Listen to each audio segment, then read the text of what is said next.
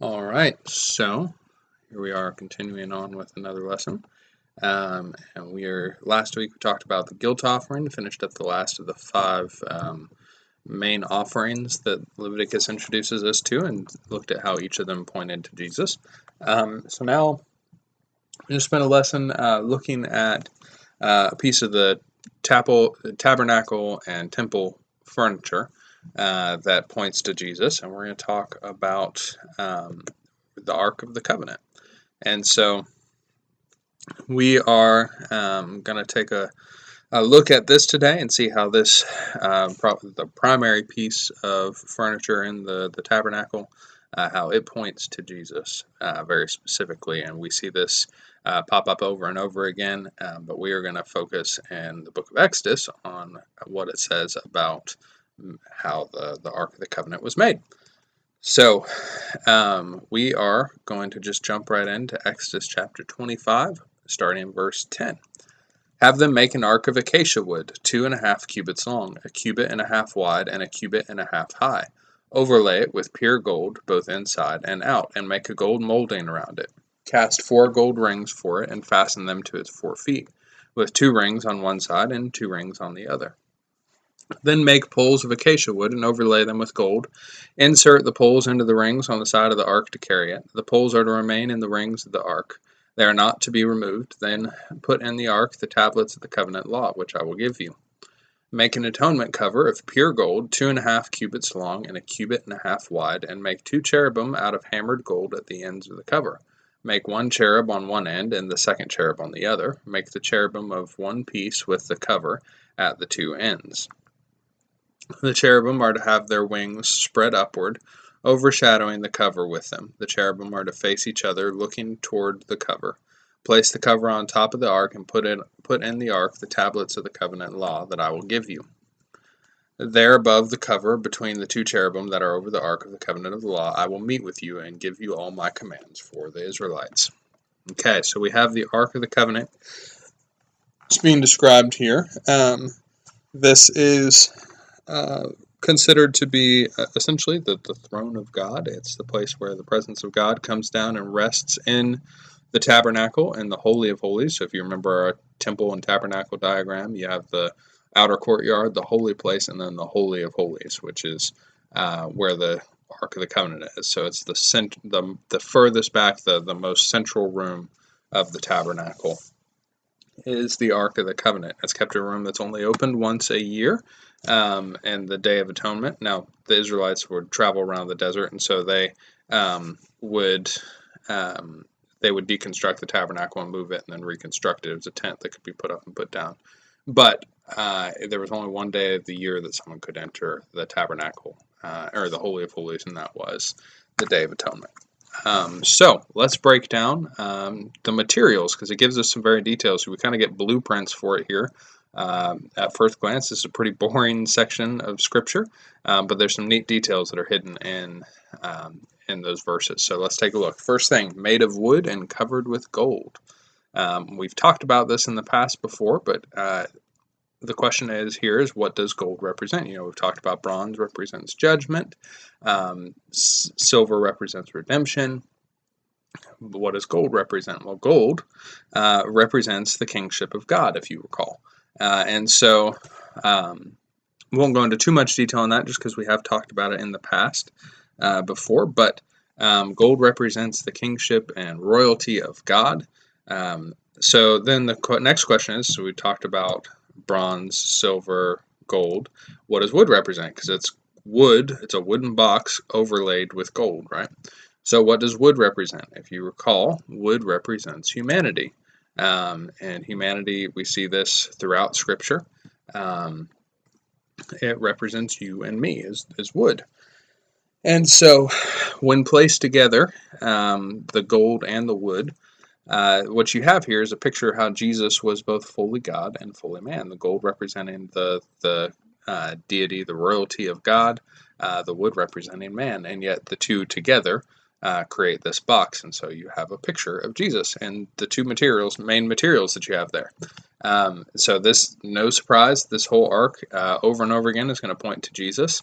And so we are Gonna see how this is, but just to start off, I mean, the very obvious nature of it is that this ark is both gold and wood, and that represents both God and man.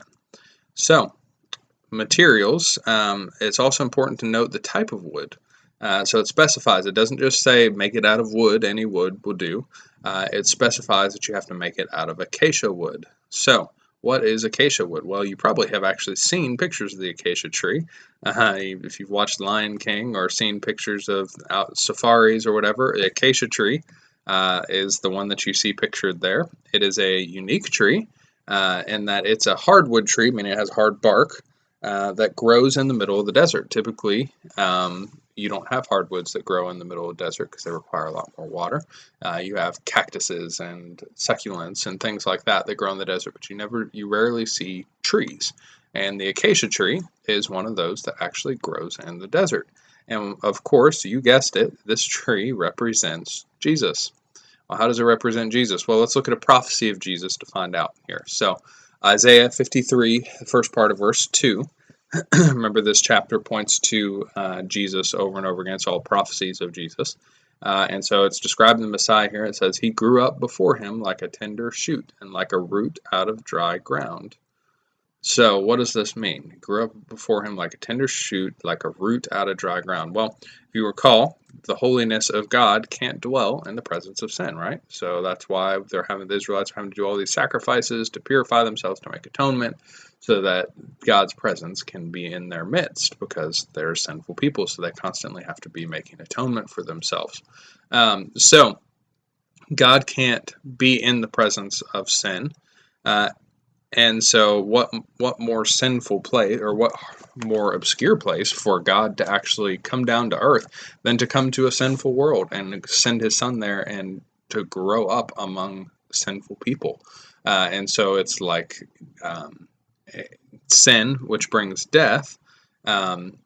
If the Son of God was growing up in a world filled with sin, that would be very similar to a tree that's sprouting in the desert. A desert is a place that's filled with death. There's not much life that's in a desert, and so you have this one thing of life that shows up and sprouts in a growth where there's not much water. So he's like a tender root that sprouts in dry ground, as Isaiah says.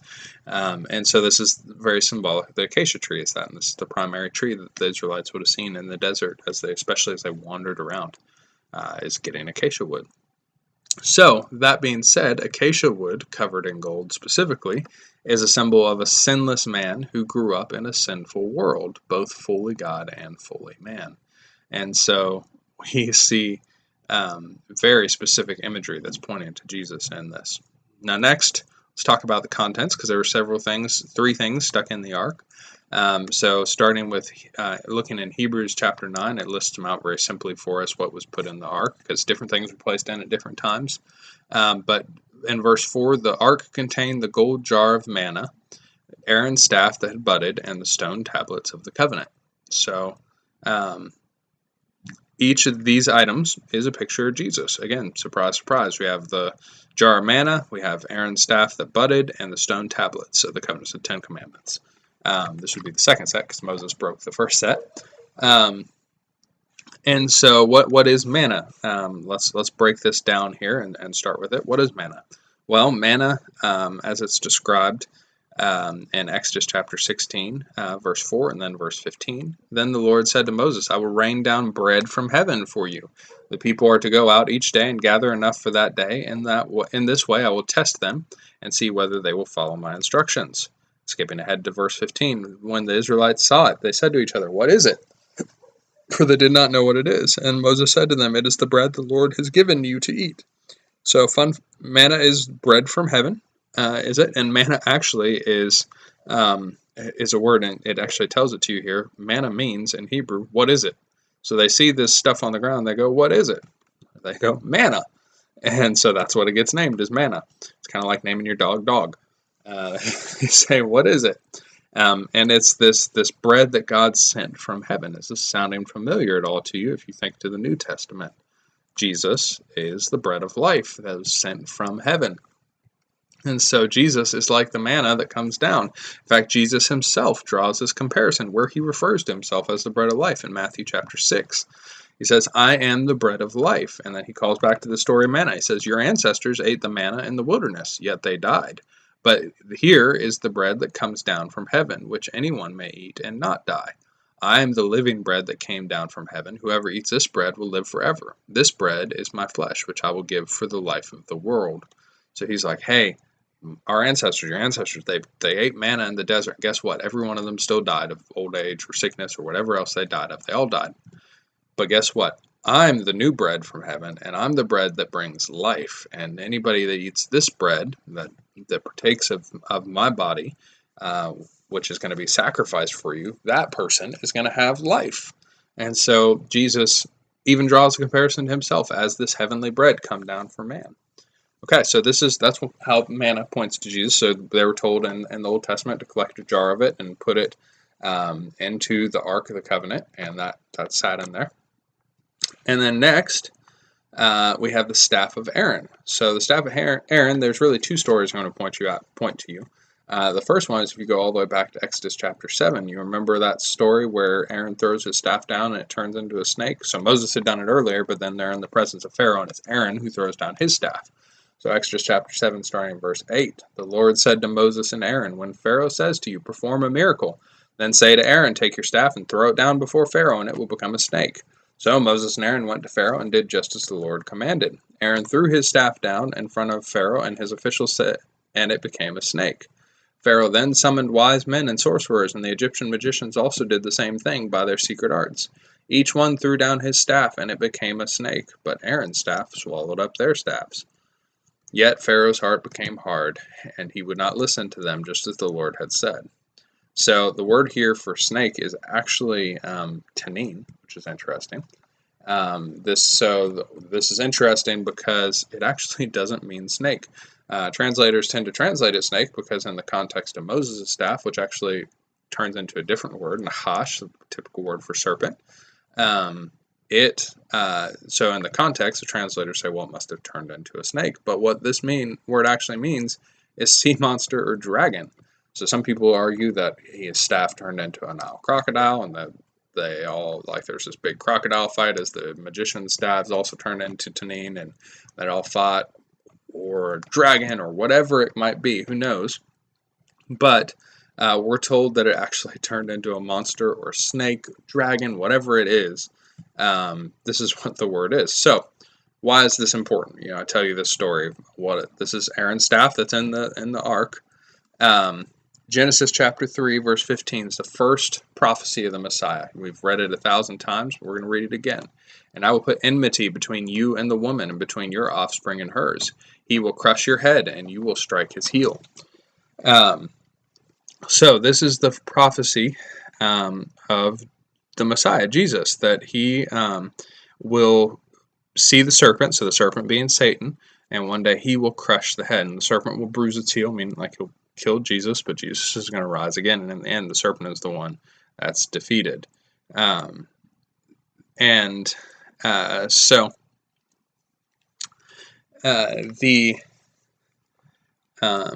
This is referring to, we later see also that Jesus is the one who handles the snake, is actually the dragon, right? This is in Revelation. And in this story, we see that Aaron is the one who can master the serpent or the dragon, depending on how you translate it. He is the one who can master it. And so he throws it down, and he's the one that picks it back up again. And his serpent or dragon kills the other serpent dragons. And so Aaron is the one who can master the serpent. And so in the same way, Jesus is the one who can master the serpent or the dragon, who prophesied to crush its head, who in Revelation we see defeats the dragon. We see both images there. And so this is a picture of Jesus who would later crush the serpent's head on the cross. This is a quick little story about that. So this is Aaron's staff, representing the serpent, right? And so that's the first story, right? That's the not as important of a story about it, because in the passage in Hebrews, it references Aaron's staff that had budded. So what is that referring to? Well, here's a question for you. What is a staff? A staff is a piece of dead wood, right? That is used usually to help you walk or something like that, or whack things with. But it's a piece of dead wood, like a stick that you got off the ground that's long enough to help you walk. But it's dead. That's a good staff or a walking stick is going to be dead. So Numbers 16 tells us a story of some of the Israelites, they rebel against Moses and Aaron, and they ask, who put you in authority over us? And there's like this big plague that breaks out against these people for rebelling against Aaron, and Aaron and Moses have to rush to make atonement for them so that they'll be saved, and it's this whole big story. It's all chapter 16, but essentially it boils down to that some of the people were like, hey, you don't deserve, who said you're in charge? Aaron. Who said you're high priest? Your brother? Oh, of course your brother. And in that chapter, God decides to make a sign for the people to show them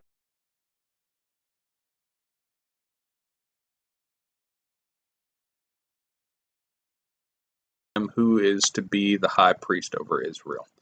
And so he's going to make this big, basically, demonstration to, without question, figure out who this high priest is, who's in charge, a spiritual leader. So God tells each of the leaders of the 12 tribes to inscribe their name on their staff. So they each have a staff, and they etch their name into it so that you know whose staff is who, and place it before the Lord overnight.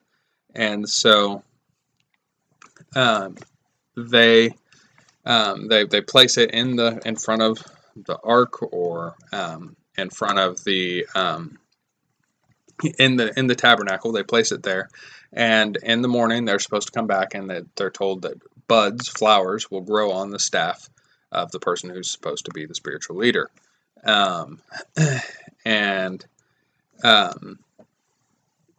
And so these they go in there, and we read in Numbers chapter 17. The next day Moses entered the tent and saw that Aaron had grown fruit, almonds, or nuts, I suppose, on it, and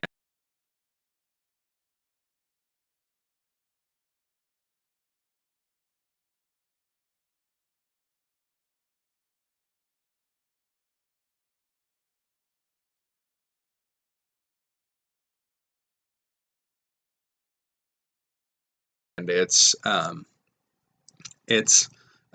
completely alive there. And so this is the demonstration of that Aaron is supposed to be the leader. Now, here's the question. How does this point to Jesus? Well, remember, it's dead wood that comes to life again. This is a picture of how Jesus would one day die and return to life again. So it's a picture of the resurrection that we see is his staff. So first it's shown to control the serpent. Then it's shown to defeat death. But it goes even further than that. Notice it produces almonds. Interesting fact about the almond tree, and you can look this up and see, the almond tree is the first tree to bloom after the winter and produce fruit. And when I say fruit, I mean almonds, which are nuts. I understand that, but they're kind of considered fruit as well in terms of tree growth. So they are the first tree that produces any kind of edible food after the winter. And so this makes them a tree of first fruits, right? The first fruit that comes around in the season. Well, that's interesting because in 1 Corinthians chapter 15, it says, "But Christ has indeed been raised from the dead, the first fruits of those who have fallen asleep." So the fact that it's a piece of almond wood means that Jesus not only resurrected himself to life after death, like the staff, but was also considered to be the first fruits of the resurrection, as Paul tells us in 1 Corinthians. And so this is a very clear picture of Jesus, and this is also placed in the ark next to the jar of manna. All right, so the next thing, and the last thing, are the Ten Commandments. These represent what? Well, the law, right? The basis of the law, the summary of the law, the first part given, the part everybody knows about or has read or has heard about. But again, you should be familiar with this verse at this point in time, but Matthew 5:17, Jesus says, "Do not think that I have come to abolish the law or the prophets. I have not come to abolish them, but to fulfill them." So Jesus is the fulfillment of the law. So this one's pretty straightforward. The Ten Commandments are in there because Jesus is pointing to Jesus. He's the fulfillment of the law. Okay, so these are the three things. You have the manna that represents the bread from heaven, Aaron's staff, which represents the serpent handler, dragon killer, uh, and the first fruits of the resurrection of Jesus, defeating death. And then you have the Ten Commandments, which represent Jesus fulfilling the law, being a fulfillment of the law. So all three of these things are in there, but then we get more instructions about it. It says it's to have an atonement cover. Um, Remember, and that's the lid that you kind of see in that picture there. And obviously, these are all artist renditions. We don't know exactly what the lid looked like, just that it was a solid piece of gold, so it would have been very heavy. And it had these cherubim on top. And um, and so remember that each of these three items that we just talked about they don't only point to Jesus, like we just talked about, but actually they're reminders, all reminders of times that the Israelites had sinned specifically. Remember manna. If you look in the story, that you find that the Israelites are told don't collect enough on the Sabbath, and then it'll last you. Or sorry, collect enough on the day before the Sabbath, and then it'll last you into the Sabbath. But people collect extra, and because they're like, well, we can't go out and collect on the Sabbath, and so they collect too much, and it goes bad, and then they like get in trouble with God because they didn't listen to God. And so this manna is a reminder of a time that they had sinned, and then they also later complain about it. They get this bread from heaven, but then they get sick of it and complain about it. So that's a reminder of sin. Aaron's staff, we just talked about it. It's a reminder that the Israelites rebelled against Moses and Aaron, and this big plague broke out against them. And it was this terrible thing. And then the Ten Commandments, the first time around, you have the golden calf, which is one of the biggest um, examples of the Israelites sinning against God in the Old Testament is the golden calf story. And so this law, getting the Ten Commandments, is directly associated with that, but also the law just exposes our sin. Paul tells us you would never know about your sin if it wasn't for the law. So all three of these things distinctly are reminders also of the sin of the Israelites. So why is this important? Well, the atonement cover, if on top of it you have these cherubim, and the presence of God comes down and rests on it. It essentially acts as a throne for God. The presence of God is resting on the top of the ark. And remember, God cannot be in the presence of sin. So you have these things that are reminders of sin down in the ark, and then you have God that comes to rest on top. And so what must happen between? You must have this atonement cover. Between the presence of God and the reminders of sin, there has to be a lid on it that covers man's sin and atones for man's sin on their behalf. And you'll see in the Day of Atonement, blood is sprinkled on this to make atonement for his people. And so it covers them. The simplest word for simplest understanding of atonement is it's a covering for sin. It pays the price. And so this is a literal cover that covers our sins so that we can be in the presence of God. And so Jesus is our atonement cover. No surprise. 1 John chapter 2. He is the atoning sacrifice for our sins, and not only for ours, but also for the sins of the whole world. We've seen this in all the past 6 lessons talking about the sacrificial system. Jesus is our atonement, and so he is represented even in the lid. And then at the top we have the mercy seat. 2 cherubim are placed are a place for the presence of God to rest. Those are the winged things on top there. If you remember our spiritual beings series, you might remember what the role of the cherubim are, but they specifically guard the presence of God and his throne. So we see them, they guard the Garden of Eden after Adam and Eve sin. A cherubim is one of the ones listed. Ezekiel sees the throne of God, and it rests on the backs of cherubim, which is interesting because that whole passage this ark is a reflection of God's actual throne. And so we see almost like Ezekiel describes the literal throne of God in that passage. But it's resting on the backs of cherubim. Revelation tells us of cherubim who stand in the presence of God and praise him. And so cherubim kind of guard the bodyguards of God. Not that he needs it, but they are kind of the ones who stand in the presence of God and guard the presence. So this fits because the Ark of the Covenant was the throne of God on earth, right? So this is where God came down to earth and rested his presence, was on this mercy seat on top, right? So the literal presence of God would come down and descend into the tabernacle to rest here on this throne, on the ark. Well, God came down to earth again later on in the form of Jesus. Jesus was God come down to man. Isaiah 7:14, therefore the Lord himself will give you a sign. Behold, a virgin will be with child and bear a son, and she will call his name Emmanuel. Emmanuel means God with us. So Jesus is God with us. He is God come down to earth.